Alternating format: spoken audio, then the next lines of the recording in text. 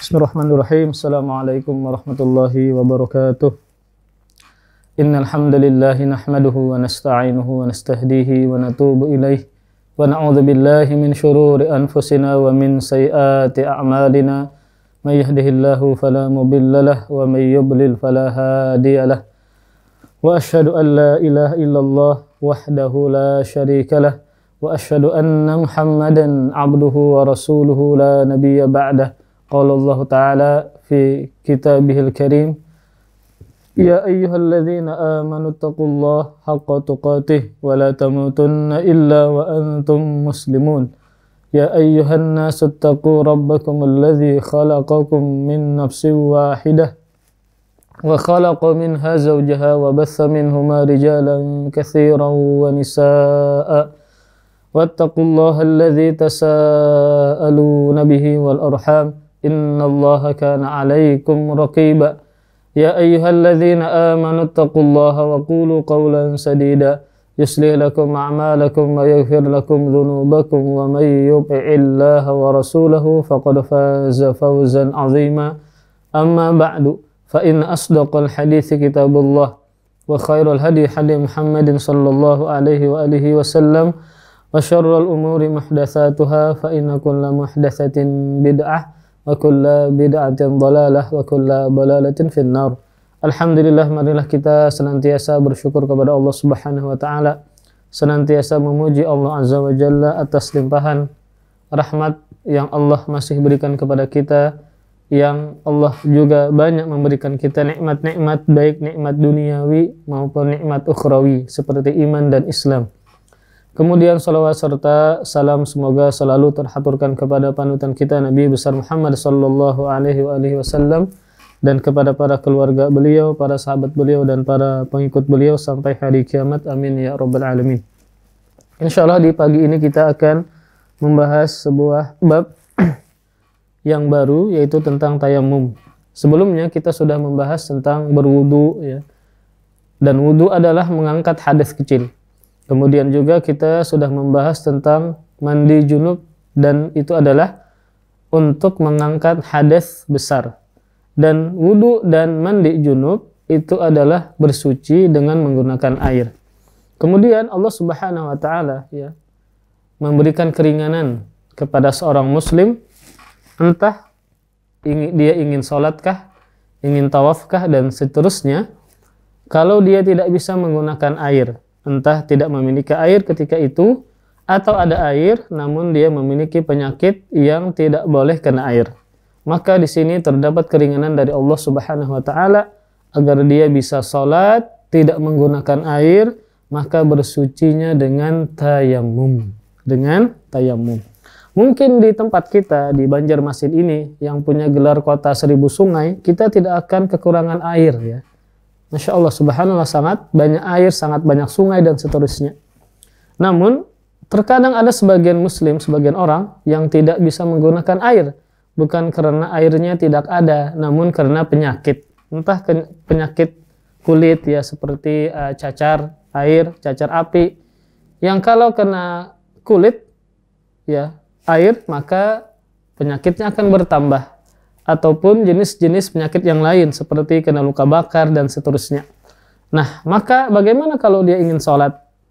Ya, maka dia dengan cara bertayamum, yaitu menggunakan debu atau tanah yang suci yang dia bisa gunakan. Dan tayamum ini adalah kekhususan umat Rasulullah SAW. Tidak diberikan kepada umat yang lain. Di antara dalilnya adalah sabda Rasulullah SAW. Rasul mengatakan, aku diberikan 5 hal yang tidak diberikan kepada sebelumku. Di antaranya apa? Wa ju'ilat liyal ardu masjidan wa tahuran.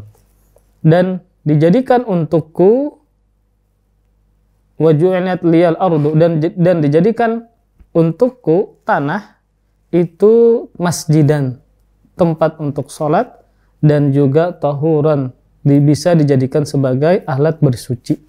Ini menunjukkan bahwa kekhususan umat Rasulullah SAW adalah tayamum yang tidak diberikan kepada umat yang lain. Dan ini adalah termasuk kasih sayangnya Allah Subhanahu wa taala kepada umat ini. Baik, kita mulai. Al-babus tsamin, bab yang ke-8, penulis mengatakan fit tayammum wa fihi masail. Dalam masalah tayammum dan di dalamnya ada beberapa pembahasan. At-tayammum lughatan al-qasdu. Tayammum secara bahasa maknanya adalah al-qasdu, bersengaja. Ini sebagaimana firman Allah Subhanahu wa taala, "Wala tayammamul khabitha minhu tunfiqun." Apakah makna wala tayammamu minhu wala tayammamul khabitha minhu tunfiqun? Apakah makna wala tayammamu janganlah bertayammum? Maka maknanya bukan. Dan makna tayammum secara syar'i. Namun makna tayammum di sini adalah secara bahasa, yaitu bersengaja. Wala tayammamul khabitha minhu tunfiqun. Dan janganlah kalian bersengaja memilih yang buruk-buruk lalu kalian sedekahkan, lalu kalian infakkan. Maka di sini tayammum maknanya secara bahasa yaitu adalah al-qasdu. Namun secara istilah syar'i maknanya adalah yang akan kita bahas, huwa mashul wajhi wal yadaini bis sa'idit thayyib ala wajhin makhsus ta'abbudan lillahi ta'ala. Secara syar'i, makna yang akan kita bahas adalah mengusap wajah dan kedua tangan dengan debu yang suci dengan tata cara tertentu sebagai bentuk ibadah kepada Allah Subhanahu wa taala. Jadi tayammum ini adalah bersuci menggunakan debu. Nah, dalam masalah ini bersuci menggunakan debu, seharusnya kan bersuci menggunakan air. Itu menunjukkan bahwasanya agama itu terkadang tidak bisa harus sama dengan akal kita. Kenapa? Karena yang namanya bersuci itu dengan sesuatu yang membersihkan. Seperti air misalnya. Ini bersuci dengan debu, dengan tanah yang kita usapkan di wajah kita, kemudian juga di kedua tangan kita. Nah, jadi tayammum adalah mengusap wajah dan kedua tangan. Jadi hanya dua anggota tubuh yang akan kita usap, yaitu wajah dan kedua tangan. Tidak mengusap kepala, tidak mengusap kaki seperti wudu. Mengusap wajah dan kedua tangan dengan debu yang suci dengan tata cara tertentu sebagai bentuk ibadah kepada Allah Subhanahu wa taala. Al-mas'alatul ula, bagian yang pertama, permasalahan yang pertama adalah hukum tayammum wa dalilu masyru'iyyatih. Hukum tayammum dan dalil pensyariatannya. Penulis mengatakan at-tayammumu masyru'un wa huwa rukhsatun min Allah azza wa jalla li'ibadihi wa huwa min mahasini hadhihi syari'ah wa min khasa'isi hadhihi ummah. Penulis mengatakan tayammum itu disyariatkan. Dia adalah keringanan dari Allah untuk hamba-hambanya. Jadi syariat ya terdapat banyak keringanan bagi orang-orang yang tidak mampu. Banyak contohnya dalam syariat yang menunjukkan kalau kita menjalankannya itu mudah. Seperti sholat misalnya, kalau kita tidak bisa berdiri, sedangkan berdiri adalah rukun, maka boleh untuk sholat sambil duduk. Itu menunjukkan keringanan dari Allah Subhanahu wa ta'ala. Laisa alaikum min haraj. Tidaklah Allah dan tidaklah Allah menyulitkan kalian. Ya, jadi dalam syariat Allah banyak memberikan kemudahan kepada hamba-hambanya, termasuk adalah perkara tayammum.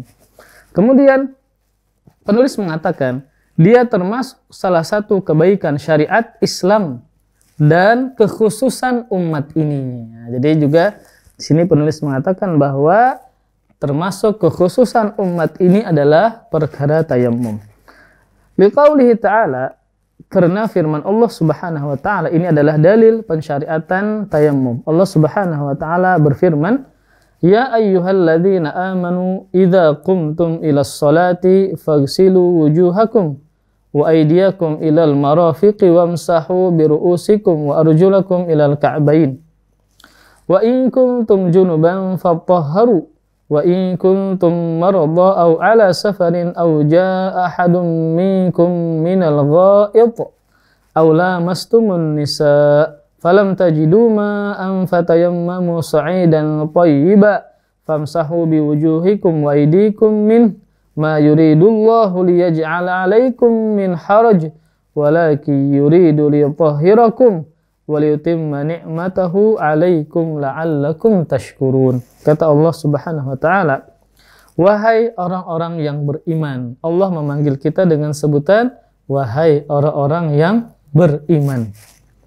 Apabila kalian hendak mendirikan salat, maka basuhlah wajah kalian dan tangan kalian sampai ke siku, dan sapulah kepala kalian, dan basuhlah kedua kaki kalian sampai ke kedua mata kaki. Ini adalah pensyariatan berwudu, yaitu bersuci dengan menggunakan air. Kemudian kata Allah Subhanahu wa taala, jika kalian junub, maka bersucilah, yaitu dengan mandi. Dan jika kalian sakit atau dalam perjalanan jauh, atau kembali dari tempat buang air, atau kalian menyentuh perempuan, lalu kalian tidak memperoleh air. Jadi di sini Allah Subhanahu wa taala mengatakan, jika kalian junub maka bersucilah, yaitu dengan mandi. Dan jika kalian sakit atau dalam perjalanan jauh, atau kembali dari tempat buang air, atau kalian menyentuh perempuan. Menyentuh perempuan maksudnya sebagaimana tafsiran Abdullah bin Abbas, maksudnya adalah berjima. Menyentuh perempuan maksudnya adalah berjima. Lalu kalian tidak memperoleh air. Jadi ketika seseorang berjima, kemudian dia tidak memperoleh air, maka bertayamumlah dengan debu yang baik atau debu yang suci. Ini menunjukkan bahwa tayamum itu tidak hanya mengangkat hadas kecil, namun juga mengangkat hadas besar. Karena Allah mengatakan, jika kalian menyentuh perempuan, maksudnya adalah berjima, kemudian tidak memperoleh air, maka bertayamumlah dengan debu yang suci. Usaplah wajah kalian dan tangan kalian dengan debu itu. Nah, jadi di sini Allah menyebutkan dua anggota tubuh saja ketika bertayamum, yaitu dengan mengusap wajah dan kedua tangan. Kenapa Allah Subhanahu wa taala memberikan tawaran ketika dia tidak mampu menggunakan air atau tidak memiliki air, sedangkan dia dalam keadaan junub, kemudian dia ingin sholat dan seterusnya. Allah tidak ingin menyulitkan kalian. Ini menunjukkan bahwa syariat itu banyak terdapat kemudahan, di antaranya adalah perkara tayamum. Tetapi dia hendak mensucikan kalian. Allah tidak ingin kita sulit. Apa yang Allah inginkan? Tetapi dia ingin mensucikan kalian dan menyempurnakan nikmatnya bagi kalian agar kalian bersyukur kepada Allah Subhanahu wa taala. Jadi keringanan tersebut maka wajib kita syukuri. Caranya apa? Dengan beribadah kepada Allah Subhanahu wa taala, dengan menjalankan perintah Allah Subhanahu wa taala dan juga meninggalkan yang dilarang Allah Subhanahu wa taala. Kemudian dalil yang lain dari sisi hadis, Rasulullah sallallahu alaihi wasallam bersabda, "As-sa'idu thayyibu kafika wa illam tajidil ma'a 'ashra hijaj fa idza wajadtal ma'a fa amissahu basyaratak." Hadis ini diriwayatkan oleh Imam Abu Dawud dan juga Imam At-Tirmidzi, disahihkan oleh Syekh Albani dalam kitabnya Irwaul Ghalil. Kata Rasulullah sallallahu alaihi wasallam, debu yang suci cukup bagimu sekalipun kamu tidak mendapatkan air selama 10 tahun. Jadi cukup bagimu untuk bersuci dari hadas kecil maupun hadas besar, sekalipun kamu tidak mendapatkan air selama 10 tahun. Ini misalnya sangat lama, jangka waktu sangat lama ketika dia tidak menemukan air, atau dia kena penyakit yang tidak bisa kena air. Sekalipun dia dalam jarak selama 10 tahun, maka boleh dia menggunakan debu yang suci untuk bertayamum. Lalu bila kamu mendapatkan air, maka basuhlah dia ke kulitmu. Kalau seandainya ketidakadaan air, lalu kemudian kita bertayamum, ternyata ada air, maka tidak boleh kita bertayamum. Maka wajib menggunakan air.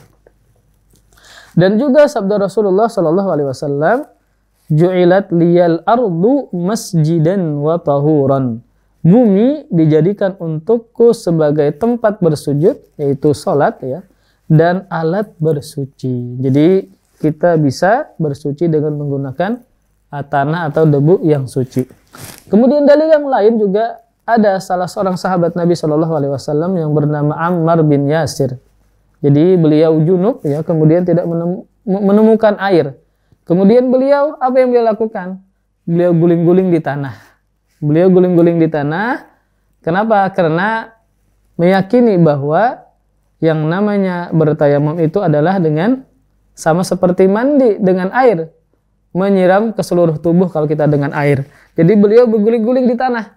Kemudian beliau bertanya kepada Rasulullah Shallallahu Alaihi Wasallam, lalu Rasul menyebutkan cara bertayamum, yaitu dengan mengusapkan debu di wajah dan juga kedua tangan. Kemudian penulis mengatakan para ulama berijma, ya. Para ulama wa qad ajma'a ahlul ilmi ala masyru'iyyati tayammum idza tawafarat syara'ituhu wa annahu qa'imun maqamat taharah bil ma' fayubahu bihi ma yubahu bit tatahhur bil ma' minas salati wat tawafi wa qiraatil Qur'an wa ghairi dzalik. Wa bidzalik tathbutu masyru'iyyatu tayammum bil kitab was sunnah wal ijma'. Kemudian kata penulis, para ulama telah berijma', sepakat atau berijma' atas disyariatkannya tayammum. Di antara yang menukilnya adalah Al-Imam Ibnu Qudamah di kitab beliau Al-Mughni. Bila syarat-syaratnya terpenuhi. Nanti kita akan bahas tentang syarat tayammum dan sebab-sebab yang membolehkannya. Bila syarat-syaratnya terpenuhi dan bahwa dia dalam kedudukannya menggantikan bersuci dengan air. Nah, nanti ada di antara syarat-syarat tersebut yang disepakati oleh para ulama dan juga ada yang diperselisihkan. Di antaranya adalah yang diperselisihkan, apakah bertayamum itu harus masuk waktu sholat dulu baru kita bertayamum? Dalam artian, kalau seandainya belum masuk waktu sholat tidak boleh bertayamum. Ini ada perbedaan pendapat dari para ulama. Maka ada yang mengharuskan, mensyaratkan harus masuk waktu sholat, dan ini pendapat kebanyakan ulama. Dan sebagian yang lain tidak mensyaratkan harus masuk waktu sholat. Kenapa? Alasan mereka, karena tayamum itu adalah pengganti air. Sedangkan ketika kita bersuci dengan air, maka tidak disyaratkan harus masuk waktu sholat. Maka tayamum pun juga begitu, tidak diharuskan harus masuk waktu sholat. Kenapa? Karena tayamum itu mengganti air, sama dengan air. Maka kalau kita menggunakan air ketika bersuci, tidak disyaratkan untuk apa? Untuk harus masuk waktu sholat dulu. Jadi kata penulis, para ulama telah berijma' atas disyariatkannya tayammum bila syarat-syaratnya terpenuhi dan bahwa dia dalam kedudukan menggantikan bersuci dengan air. Nah, sebagaimana berwudu, maka begitu pula tayammum. Maka dibolehkanlah dengan tayammum melakukan apa-apa yang boleh dilakukan dengan bersuci menggunakan air. Seperti sholat misalnya, kalau kita bersuci dengan air maka kita boleh sholat. Maka begitu pula tayammum boleh untuk sholat. Tawaf, ya, membaca Al-Quran dan yang lainnya. Dengan keterangan ini, maka syariat tayammum ditetapkan berdasarkan Al-Quran, sunnah, dan ijma' para ulama. Jadi kalau kita tidak hafal dalilnya, baik Al-Quran dan sunnah, maka kita bawakan dalilnya apa? Disyariatkan tayammum. Dalilnya adalah ijma' para ulama.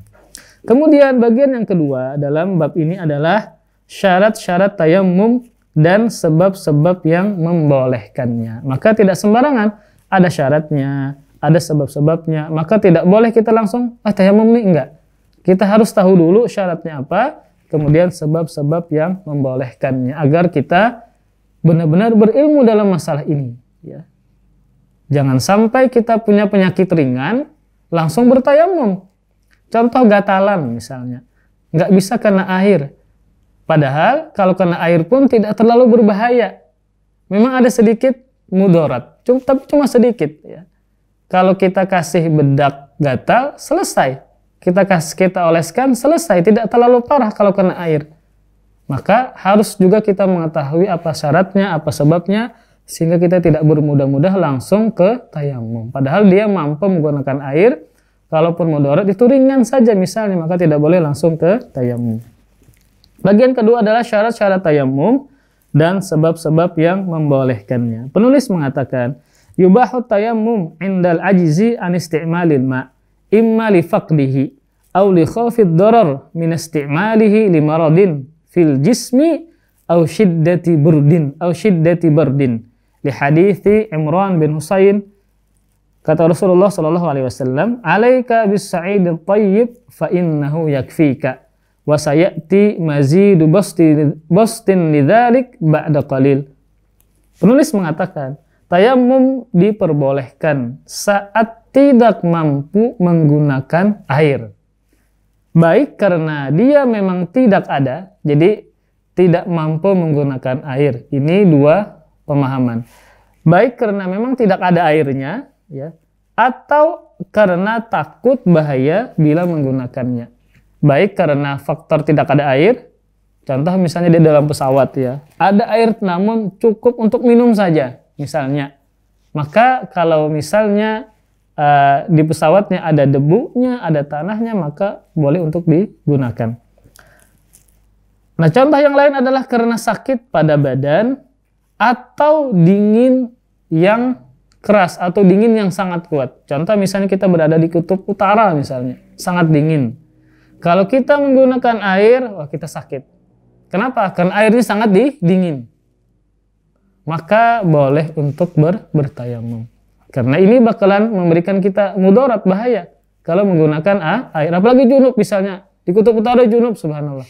Dan tidak ada tempat untuk memanaskan air. Ya, ini misalnya contoh saja. Nah, maka boleh untuk dia bertayamum karena airnya sangat dingin dan sangat bahaya kalau diguyurkan ke seluruh tubuh. Ini kejadian ya di zaman Nabi SAW. Ada salah seorang sahabat yang punya luka di kepala. Luka di kepala. Kemudian dia bertanya kepada sahabat yang lain. Dia punya udzur di di luka di kepalanya. Kalau kena air ini bisa bahaya. Bagaimana solusinya? Maka para sahabat ternyata menjawab apa? Ada yang menjawab tetap menggunakan air.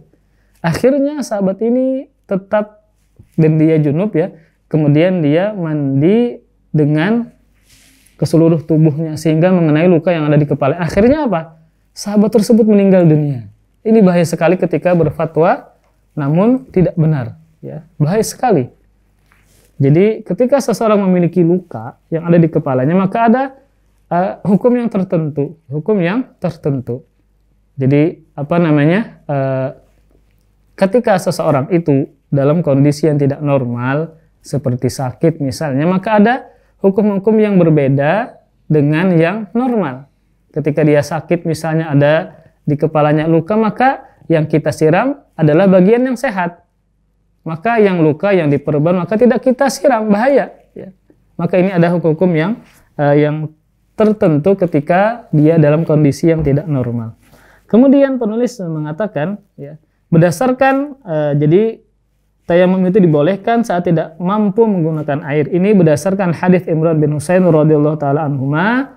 Rasulullah shallallahu alaihi wasallam mengatakan kepada dia, "Alaika bis-sa'idit thayyib fa innahu yakfika." Jadi ketika beliau tidak memiliki air ketika itu, ya maka Rasulullah shallallahu alaihi wasallam mengatakan kepada dia, "Alaika bis-sa'idit thayyib fa innahu yakfika." Gunakanlah debu yang suci karena sesungguhnya dia telah cukup bagimu untuk mengangkat hadas. Penulis mengatakan, keterangan lebih lanjut akan hadir sesaat lagi. Kemudian penulis mengatakan tayamum yang sah dengan syarat-syarat berikut ini. Ini mohon dicatat, syarat-syarat agar tayamum kita sah. Ya, jadi syarat ini adalah di luar dari ibadah. Adapun rukun itu di dalam dari ibadahnya. Apa saja syaratnya agar tayamum kita sah? Maka yang pertama penulis mengatakan adalah an-niyah, yaitu niat. Wahia niyatus tibahatis sholah wan niyatu syartun fi jami'il ibadat wa tayammum ibadah. Syarat yang pertama adalah niat, yakni niat untuk dibolehkannya melakukan sholat atau niat untuk mengangkat hadas. Niat adalah syarat pada semua ibadah. Jadi kalau ibadah kita ingin diterima oleh Allah Subhanahu wa taala, kemudian ingin diberikan ganjaran pahala oleh Allah Subhanahu wa taala, maka harus ada niatnya. Kita sholat, niat sholat. Kita puasa, berniat untuk puasa. Kita mandi junub, berniat untuk mandi junub. Karena di antara fungsi niat adalah untuk membedakan yang mana namanya ibadah, yang mana namanya adalah kebiasaan. Contoh seperti mandi. Ya. Kita kan terkadang mandi 3 kali sehari, 2 kali sehari, ya. Itu adalah mandi kebiasaan. Kalau kita ingin mandi junub, maka harus berniat. Kenapa? Agar jangan sampai sama dengan mandi yang hanya sebatas kebiasaan. Maka ini di sini diperlukan nih niat. Jadi niat adalah syarat pada semua ibadah. Sedangkan tayamum merupakan sebuah ibadah, maka wajib dia berniat untuk bertayamum. Kemudian syarat yang kedua adalah Islam. Dia harus seorang muslim. Tayamum tidak sah dari orang kafir karena tayamum adalah ibadah. Maka tayamum dia, sholat dia, puasa dia. Orang kafir misalnya puasa, maka dia tidak mendapatkan pahala. Tidak sah puasanya. Kenapa? Karena syarat dari diterimanya amal soleh, dia harus sebagai seorang muslim. Syarat yang ketiga adalah berakal. Fala yasihhu min ghairil aqil kal majnun wal mugma alaihi. Maka yang ketiga adalah berakal. Tayamum tidak sah dari orang yang tidak berakal, seperti orang gila ataupun orang pingsan. Kemudian yang keempat adalah at-tamyiz, yaitu dia memasuki umur yang mumayyiz, tamyiz. 6 tahun, 7 tahun ya. Tamyiz ini banyak para ulama mendefinisikan maknanya. Ada yang mengatakan umur yang mumayyiz adalah tatkala seorang anak itu mampu membedakan baik dan buruk. Ada yang mengatakan adalah kalau dia sudah mampu berhitung, ya, dan seterusnya. Intinya, mumayyiz adalah anak yang sudah mampu untuk berhitung, untuk makan sendiri, cebok sendiri, ya sekitar umur 6 tahun, 7 tahun, 5 tahun, maka dia sudah mampu untuk melakukan kebiasaan sehari-hari dengan sendirinya. Maka dikatakan sebagai mumayyiz. Maka tayamum tidak sah dari anak yang belum mumayyiz, yaitu belum mampu membedakan, yaitu anak yang kurang dari 7 tahun. Jadi penulis di sini mengatakan bahwa umur mumayyiz adalah anak yang usianya 7 tahun. Namun mumayyiz ini ya kita bisa katakan adalah ketika anak ini bisa dia melakukan aktivitas dia sendiri seperti makan sendiri, ya. Kemudian dia bisa cebok sendiri, mandi sendiri. 6 tahun, 7 tahun itu sudah mampu untuk melakukan kebiasaan dia sehari-hari dengan sendirinya. Maka dikatakan sebagai mumayyiz. Kemudian yang kelima adalah adanya uzur, yaitu tidak bisa menggunakan air. Maka bisa jadi karena tidak ada air, ataupun bisa jadi karena dia ada penyakit sehingga tidak mampu untuk menggunakan air. Kemudian tadi penulis mengatakan syarat yang kelima adalah ta'adzur isti'malil ma', yaitu adanya uzur tidak bisa menggunakan air. Tidak bisa menggunakan air bisa jadi karena memang tidak ada air. Ini berdasarkan firman Allah Subhanahu wa taala, "Falam tajidu ma'an fatayammamu sa'idan thayyiba." Lalu kalian tidak memperoleh air, maka bertayamumlah dengan tanah yang baik atau suci. Al-Maidah ayat 6. Dan juga sabda Rasulullah Shallallahu Alaihi Wasallam ketika dia tidak memiliki air, maka dengan bertayamum, Rasulullah Shallallahu Alaihi Wasallam mengatakan, Innas sa'ida tayyiba tahurul muslim wa illam yajidil ma'a asyra sinin fa idza wajadal ma'a falyumissahu basyaratah fa inna dzalika khair. Hadis ini diriwayatkan oleh Imam Tirmidzi dan beliau mensahihkannya. Kata Rasulullah Shallallahu Alaihi Wasallam, sesungguhnya debu yang suci adalah alat bersuci seorang muslim, sekalipun dia tidak mendapatkan air selama 10 tahun. Lalu, bila dia mendapatkan air, maka hendaklah membasuhnya ke tubuhnya, karena sesungguhnya itu lebih baik. Kemudian kedua, seseorang yang tidak bisa menggunakan air atau bisa jadi karena takut mudarat dengan memakainya. Ini harus dikonsultasikan kepada dokter ketika dia memiliki penyakit ya. Dan tentu ini penyakit yang berat. Kalau penyakitnya ringan saja, ketika dia misalnya menggunakan air maka kulitnya akan menjadi merah ya. Namun tidak gatal, ringan. Kalau diolesi obat oles atau dikasih bedak gatal, maka akan hilang. Kalau cuma ringan, maka tidak boleh dia memalingkan dari air ke tanah. Ya. Jadi yang kedua, bisa jadi karena takut mudarat dengan memakainya. Dan bisa karena sakit yang dikhawatirkan semakin parah. Jadi dia punya penyakit, kalau menggunakan air maka semakin parah. Atau sakit yang kesembuhannya tertunda, semakin lama sembuhnya. Kalau dia menggunakan air maka semakin lama sembuhnya. Maka boleh menggunakan air. Ini sesuai dengan firman Allah Subhanahu wa taala, wa in kuntum marada, dan jika kalian sakit maka bertayamumlah. Nah, jadi ini tidak bisa menggunakan air bisa dengan dua sebab. Satu, karena memang tidak memiliki air, yang kedua karena ada penyakit.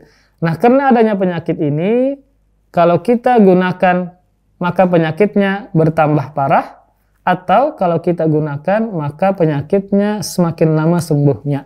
Maka ini boleh menggunakan debu, yaitu dengan bertayamum. Dan juga dalil yang lain, dan juga berdasarkan hadis tentang laki-laki yang terluka di kepalanya, subhanallah, yang mana dia minta fatwa kepada sahabat, ternyata ada yang menjawab harus dengan mengguyurkan air ke seluruh tubuhnya, termasuk di kepala ada yang lukanya. Ternyata apa? Sahabat ini akhirnya meninggal dunia. Maka apa kata Rasulullah SAW? Rasul mengatakan, qatalahumullah halla sa'alu idh lam ya'lamu fa innama syifa'ul ayyis su'alu. Hadis ini diriwayatkan oleh Abu Dawud dan juga Ibnu Majah, dinilai sahih oleh Syekh Ahmad Syakir. Jadi kata Rasulullah SAW, ketika ada yang berfatwa yang keliru, yang ternyata fatwanya membuat seorang sahabat meninggal dunia. Jadi sahabat ini punya luka di kepala, kemudian dia minta fatwa kepada sahabat yang lain. Ternyata sahabat yang lain ini tetap menyarankan dia untuk mengguyurkan ke seluruh tubuhnya, termasuk luka yang ada di kepalanya ketika dia junub ya. Maka apa kata Rasul? Reaksi Rasulullah SAW ketika mengetahui bahwa sahabat ini akhirnya meninggal dunia. Maka Rasul mengatakan, mereka telah membunuhnya. Semoga Allah membunuh mereka. Bukan berarti Rasulullah SAW mendoakan demikian ya. Ini adalah sebuah ancaman, sebuah peringatan. Mengapa mereka tidak bertanya saat mereka tidak tahu? Ini pentingnya bertanya para jamaah sekalian. Jangan sampai kita, bahasa Banjarnya, berbisa-bisa menjawab pertanyaan orang. Padahal kita tidak memiliki ilmu agama. Bahaya, kasihan. Agamanya bahaya. Agama orang yang memberikan fatwa juga berbahaya. Kenapa? Karena dia berbicara tanpa ilmu agama. Bahaya sekali ya. Bisa membuat seseorang terbunuh dengan fatwanya. Rasul mengatakan, mengapa mereka tidak bertanya saat mereka tidak tahu? Jangan sampai kita menjawab dengan perkiraan kita. Amun menurutku kayak ini, Pang. Nah, tanpa didasari ilmu, tanpa didasari dengan dalil. Kira-kira kayak ini, Pang. Jangan sampai kita menjawab pertanyaan orang dengan kira-kira. Kalau kita tidak tahu, maka arahkan orang agar bertanya kepada ustadz. Ya, itu lebih aman kalau kita tidak mengetahui. Jangan sampai kita berbisa-bisa atau mengira-ngira tanpa didasari dengan ilmu agama, atau menjawab dengan perasaan. Kalau menurutku perasaanku kayak ini, Bang. Jangan dengan perasaan.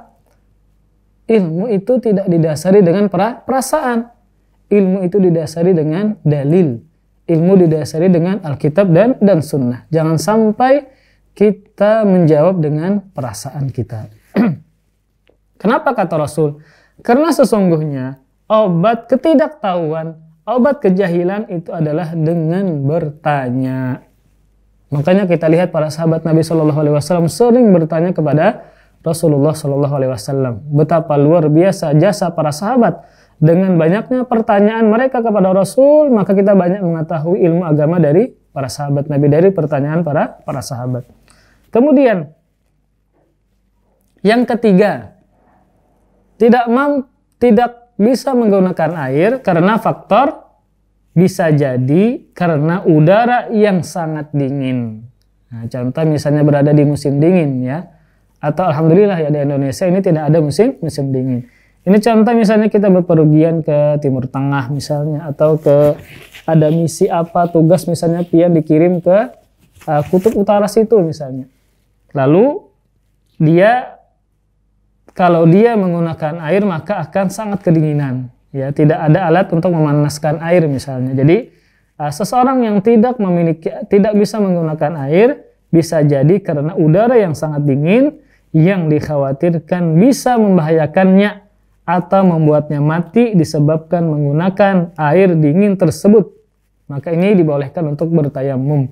Berdasarkan hadis Amr bin As bahwa lamma ba'athahu Rasulullah sallallahu alaihi wasallam ama dzatis salasil qala ihtalamtu fi lailatin baridah syadidatil bardi fashfaqtu in iktasaltu an ahlik fatayammamtu wa shallaitu bi ashabi salatas subhi. Hadis ini diriwayatkan oleh Imam Ahmad dan juga Abu Daud dan juga Ad-Darqutni, disahihkan oleh Syalbani rahimahullahu taala. Jadi manakala Rasulullah Shallallahu alaihi wasallam mengutus sahabat Amr bin As pada tahun peperangan Dzatus Salasil. Sahabat ini mengatakan, Amr bin As mengatakan, aku mimpi basah pada suatu malam yang sangat dingin. Ya, sebagaimana kita ketahui bahwa Arab Saudi atau Timur Tengah secara umum itu menimpa mereka dua musim, musim panas dan musim dingin. Nah, aku mimpi basah, kata sahabat ini, pada suatu malam yang sangat dingin. Lalu aku khawatir mati bila aku mandi. Oh, ini sangat bahaya ya. Sahabat ini tahu kalau dia memaksakan mandi air yang sangat dingin, maka dia bisa binasa. Maka aku bertayamum dan sholat subuh mengimami teman-temanku. Ini adalah perbuatan para sahabat, dan tidak diingkari oleh para sahabat yang lain. Maka menunjukkan ketika kita ada air, namun airnya sangat dingin atau cuacanya sangat dingin, kalau kita gunakan untuk mandi, ya, ketika junub maka berbahaya, beresiko, maka boleh kita untuk bertayamum. Kemudian syarat yang keenam,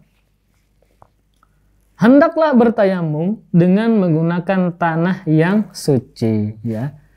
Tidak najis seperti tanah yang terkena air kencing dan belum suci darinya. Jadi syarat yang keenam, yang terakhir adalah tanahnya, debunya yang digunakan itu suci. Ya, jangan sampai tanah yang ada kotoran kucing misalnya, atau di situ anak kita kencing, maka tidak boleh yang ada najisnya. Harus yang suci, yang memiliki debu yang bisa menempel di tangan, yaitu bila dia mendapatkannya. Berdasarkan firman Allah Subhanahu wa taala, "Fatayammamu sa'idan thayyiba famsahu biwujuhikum wa aydikum min."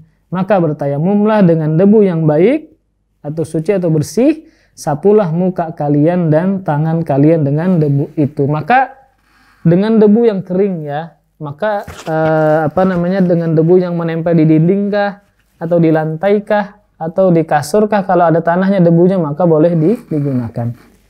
Kemudian Abdullah bin Abbas mengatakan, di sini disebut dengan kata sa'id, maka bertayamumlah dengan sa'id. Sa'id maksudnya apa? Debu, ladang, dan kata thayyib adalah suci. Maksudnya apa? Debu, ladang yang suci atau debu yang suci. Lalu bila dia tidak menemukan tanah atau debu, maka boleh bertayamum dengan sesuatu yang mampu dia dapatkan seperti pasir dan bebatuan ya, kerikil-kerikil yang bisa yang tangan bisa menempel, yang debu tersebut, batu-batu yang kerikil tersebut bisa menempel ke tangan. Berdasarkan firman Allah Subhanahu wa taala, "Fattaqullaha mastata'tum." Bertakwalah kalian kepada Allah semampu kalian. Maka Al-Auza'i mengatakan pasir termasuk as-sa'id, termasuk kata cakupan dari as-sa'id ya. Jadi ketika kita ingin bertayamum lalu kita mendapatkan debu kah, tanah kah, pasir kah, maka boleh digunakan untuk bertayamum ya. Wallahu a'lam bishawab. Jadi ada 6 syarat dari bertayamum, kita ulang. Yang pertama adalah niat, yang kedua adalah Islam, yang ketiga adalah berakal, maka orang gila tidak sah tayamumnya. Kemudian yang keempat adalah tamyiz, yaitu seorang anak yang sudah memayyiz, yang mana dia bisa melakukan aktivitas sehari-harinya dengan sendiri tanpa bantuan orang lain ya, seperti dia bisa makan sendiri, minum sendiri, makan sendiri, mandi sendiri ya. Ya sekitar umur 6-7 tahun, maka di bawah itu umur 2 tahun, 3 tahun maka tidak sah tayamumnya.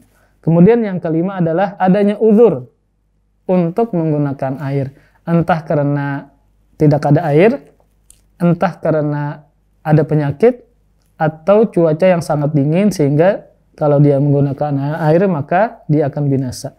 Kemudian syarat yang keenam adalah dengan menggunakan tanah yang suci, debu atau tanah yang suci. Maka inilah 6 syarat dari tayamum. Nah, ketika 6 syarat ini terpenuhi, maka boleh dia untuk bertayamum. Wallahu a'lam bishawab. Insyaallah di pertemuan selanjutnya kita akan membahas tentang nawaqidut tayammum, pembatal tayammum. Wallahu a'lam bishawab. Tidak ada pertanyaan ya. Kita tutup dengan kafaratul majlis. Subhanakallahumma wa bihamdik, asyhadu an la ilaha illa anta astaghfiruka wa atubu ilaik. Wassalamualaikum warahmatullahi wabarakatuh.